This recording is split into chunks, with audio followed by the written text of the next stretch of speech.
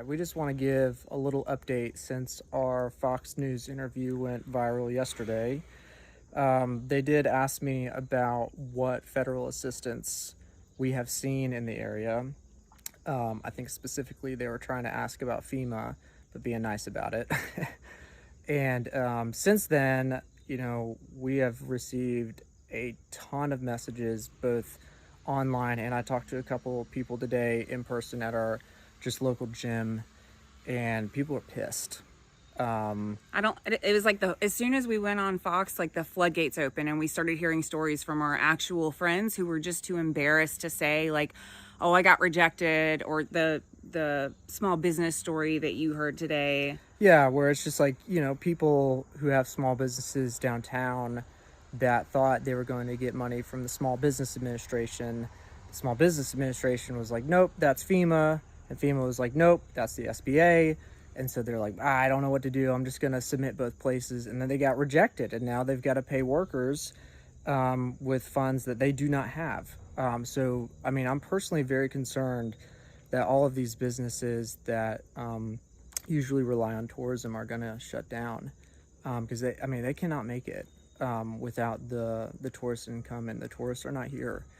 And that's just the small businesses. The actual locals with homes, I feel like, is the most confusing bit, because I said on air that we did get a $750 check, but what I didn't say on air was that I submitted receipts of thousands of dollars of expenses. Like our generator was running for 16 days and it was using 20 to 25 gallons of gas a day. That's just hundreds of dollars just in gas, not to mention the chainsaw. Starlink cost was a couple $100. And keep in mind that wasn't to have like a luxurious life. That was to keep the lights our on. Neighbor's CPAP machine going. Yeah. And food in the fridge to feed our family. That's right. And so, our neighbor who thankfully still has a house, he's a manager at a big box store, and he was rejected for the $750. When COVID happened, we all got a ton of money in the mail, no questions asked.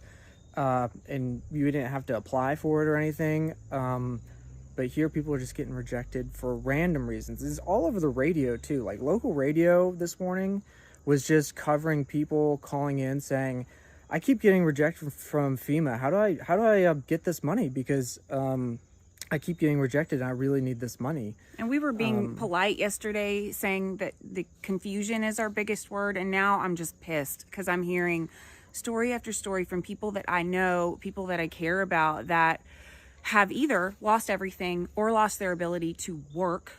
And the only thing they actually have access to is the kindness of others, wealthy people in Asheville that are helping, wealthy people outside of Asheville that have come here to help. Why are we having to do this just as people? I love that it's bringing out the goodness in people, but why are we paying taxes? Why are we doing all of this, working our butts off and giving it to the government if they aren't coming to help? Right. Someone needs to explain why FEMA, with a $20 billion budget, is not rebuilding the roads, rebuilding the businesses, rebuilding the houses. Someone needs to explain that to me, because I have the people who have helped me are my neighbors. My neighbors came with chainsaws and cut us out of our driveway so that we could get out. Our neighbors have been pulling trees off houses. I have been pulling trees off houses for people. I haven't seen FEMA do any of that, and it's infuriating.